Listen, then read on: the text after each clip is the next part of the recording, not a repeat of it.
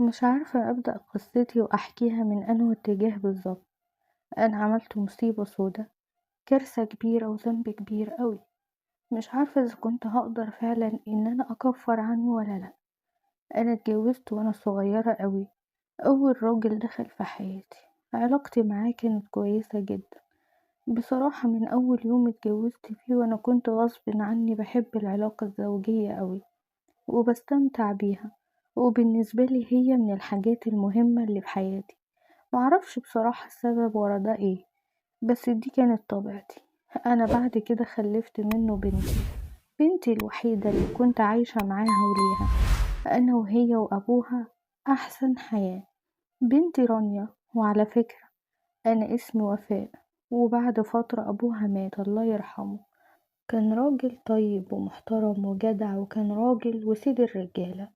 بعد ما مات غصب عني معرفتش ان انا اعيش وحيدة ابدا، رغم ان انا كان عندي بنتي، وكانت بنتي بالنسبة لي سنها تحس ان هي اختي الصغيرة مش بنتي. بس معرفتش ان انا اعيش لوحدي من غير جواز.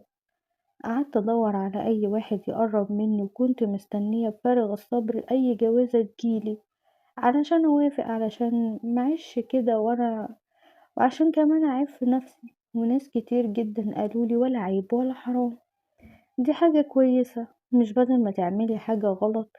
وفعلا جه واحد اتقدم لي وكان اسمه حمدي، كان شغال كهربائي في المنطقة اللي احنا فيها. طبعا بعد موت جوزي بفترة لقيته بدأ ان هو يلمح ان هو كمان عايش لوحده، وان هو نفسه انه يكون معايا والكلام ده. واتجوزنا وكتبنا الكتاب. ويومها خليت بنتي تقعد عند امي اسبوع، وبعد كده جت وعاشت معانا وكبرت بنتي وسطينا. وكان بالنسبة لها هو ده، حمدي ده هو أبوها، مفيش فرق كبير. لأن هي تقريبا لما دخلت علينا في حياتنا كان عندها تقريبا 14 سنة 16 سنة. كبرت وبقى عندها 22 سنة، بقت عروسة. كل ده وهو معانا. أوقات كتير قوي كنت بلاقيه بيبصلها كده بصات مش كويسة على جسمها، وكنت باخد بالي قوي ساعتها. كنت بزعقله واقوله وبعدين يا حمدي عينك، مالكش دعوة بالبنت واحترم نفسك. كان ساعتها يقولي انت عبيطة يا ست انتي، دي بنتي. رانيا دي كأنها بنتي بالظبط، مفيش فرق ابدا بيني وبين ابوها الله يرحمه. قلتله بنتك مش بنتك، انا بقولك اهو، لم عينك. يقولي يا وفاء عيب عليكي، ما انتي عارفة اللي فيها.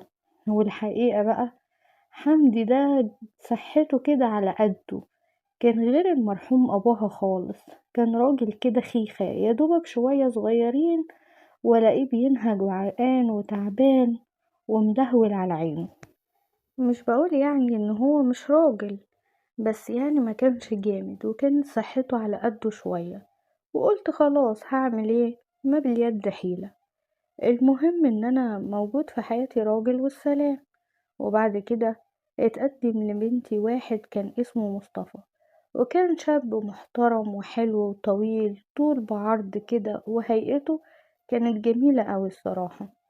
وأول ما جه واتقدم لبنتي رانيا، لأن رانيا كانت حلوة أوي طبعا لأمها، وعجبته وعجبها. تممنا الجوازة، والحقيقة إن حمدي كان واقف معاها فعلا كأنه أبوها بالظبط. كل اللي هي كانت عايزاه لجوازها جابه جابه لها، وأي حاجة كانت بتحلم بيها عملها لها. وبرضه مصطفى كان نفس الحكاية. كان بصراحة فرحان جدا ببنتي طول فترة الخطوبة، وهي كان باين عليها ان هو هيموت عليها. لكن بعد الجواز ما كملوش شهر والتاني والتالت، ولقيت بنتي كل شوية زعلانة وغضبانة. تيجي زعلانة ومتنكدة اقول لها مالك يا رانيا يا حبيبتي، قوليلي فيكي ايه. تقولي انا تعبانة يا ماما. اقول لها تعبانة من ايه يا بنتي وانت لحقتي؟ تقولي تعبانة والله ومش قادرة، بس ما كانتش بتفهمني اي حاجة. بعد كده بقيت اضغط عليها واقول لها انا عايزة افهم ايه المشكلة، ايه اللي بينك وبين جوزك، خصوصا ان برضو لما كان مصطفى يجي ياخدها كان بيبقى باين على وشه ان هو زعلان، هو كمان. وما كانوش بيرضوا يحكولي. بعد كده لقيت بنتي رانيا كل ما تبقى جوزها زعلان وهي زعلانة تحكيلي، واكتشفت السبب اللي كان بالنسبة لي غريب بصراحة. أنا كنت أتمنى أكون مكانها. لقيتها بتشتكيلي إن مصطفى بيحب العلاقة الزوجية أوي، وبيحب إن هو يعمل الموضوع ده كتير، أكتر من مرة ووقت طويل، والموضوع ده بالنسبة لها بيكون مرهق يعني، وهي مش عايزة كده. قلت بيني وبين نفسي سبحان الله، واحد صحته على قده ومعايا أنا، وأنا ببقى عايزة بصراحة الموضوع ده وبحبه، وبنتي ملهاش في الكلام ده، وربنا عطيها واحد صحته جامدة. وبقيت أستغرب أوي من الحال اللي احنا فيه. كان زمان خالص واحنا صغيرين، كان واحدة صاحبة أمي كانت بتقولي يا بنتي يا وفاء اوعي تحكي الأسرار اللي بينك وبين جوزك لحد. قلت لها ازاي يعني؟ قالت لي يعني الواحدة صاحبتك، لأن ساعتها الستات ما بتبقاش عارفة حاجة في الموضوع ده قد كده يعني. مثلا واحدة يكون جوزها صحته على قده ومتعودة على كده وما تعرفش حاجة أكتر من اللي هي بتحصل بينها وبينه، فما بتبقاش فاهمة أي حاجة غير ده. ولو سمعت بقى الكلام من واحدة تانية جوزها كويس، ساعتها ممكن تبص لجوز صاحبتها وممكن تستغرب أو ما ترضاش بحالها. فكانت دايما بتقولي كل واحدة تخليها في اللي معاها، ما تفتحوش عين بعضكم على حد، واللي بيحصل في البيت ده يكون بينكم وبين بعض.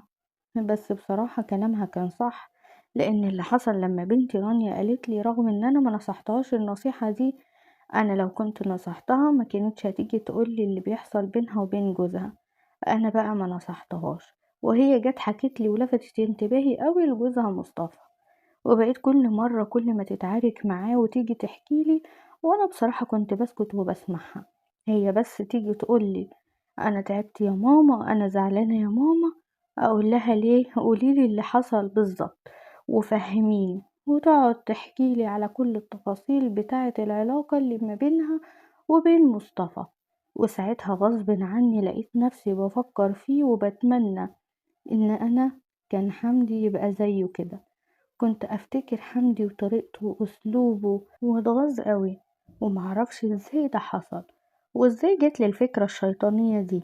بس ساعتها لقيت نفسي بحلم بمصطفى كتير، كل يوم احلم ان هو معايا، كل يوم انام وهو شاغل تفكيري. ولما اصحى من النوم اقعد اضحك وابقى مستغربة انا ليه حلمت الحلم ده، طب عشان خاطر ايه؟ وبعدين بقى كل شوية على كده لحد ما فهمت ان انا بقيت متيمة بمصطفى وبحبه قوي، وبتمنى ان انا اكون معاه بجد. وما بقيتش عارفة ساعتها احل الموضوع ده ازاي. وفي عز ما انا عمالة افكر كده، لقيت رانيا بنتي جاية ومطفلحة من العياط. اتخضيت قوي وقلت لها مالك يا رانيا في ايه؟ قالت لي الحقيني يا ماما، مصطفى خلاص هيطلقني، مصطفى زهق مني ما عدتش نافعاه. قلت لها ليه؟ ايه اللي حصل؟ قالت لي نفس المشكلة يا ماما اللي انا قلتلك عنها، مصطفى بيقولي ان انا مش هنفع معاه الكلام ده، ومادام انتي مش مكفياني ومالية عينيا يبقى انا من حقي ان انا اتجوز تاني. ما انا مش معقولة ابقى متجوز وابقى ناقصني الحاجة اللي انا بحبها دي، امال الجواز ليه؟ الصراحة بقى انتي مش عارفاني ومش مخلياني قادر ان انا اسيطر على نفسي. انا قوتي الحمد لله تسمح لي ان انا اتجوز بدل الواحدة 4، بس انا ظروفي ما تسمحش ال4، هتجوز واحدة كمان. وطبعا ساعتها انا قلت لها مش هينفع، وما تخافيش وما تقلقيش انا هحللك يا حبيبتي الموضوع ده كله، وصدقيني بس انت اسمعي كلام امك. طبعا البنت قالت لي يعني هتحل ازاي ده يا ماما، انا مش عارفة اعمل ايه، وبصراحة بجد انا تعب منه وببقى على طول تعبانة وظهري بيوجعني، وهو ما بيرحمنيش وما بيعتقنيش، وانا خلاص زهقت. بس نفس الوقت انا مش عايزاه يتجوز عليا لان انا بجد ممكن يجرالي حاجة، وبرضه مش عايزة اتطلق، انا عايزة حل وسط. قلت لها ما هو انا بقى هجيبلك الحل اللي انت عايزاه، الحل اللي هيريحنا كلنا، بس انت كده ركزي معايا يا حبيبتي ويا قلب امك، وملكيش دعوة بالباقي. ومعرفش الفكرة دي جت في دماغي منين وازاي، ولقيت نفسي بتكلم مع بنتي بمنتهى البرود. مش عارفة بجد جبت الجرأة دي منين. وقلت لها بصي بقى عمك حمدي صحته مش قد كده يعني، مش جامد قوي، وعايز حد ضعيف زيك كده. بنتي بصّت لي ومتنحة لي بتقول لي: "يعني إيه مش فاهمة حاجة يا ماما؟" قُلت لها: "يعني إيه يا حبيبة قلبي، أنا مصطفى ده يليق عليَّ أنا،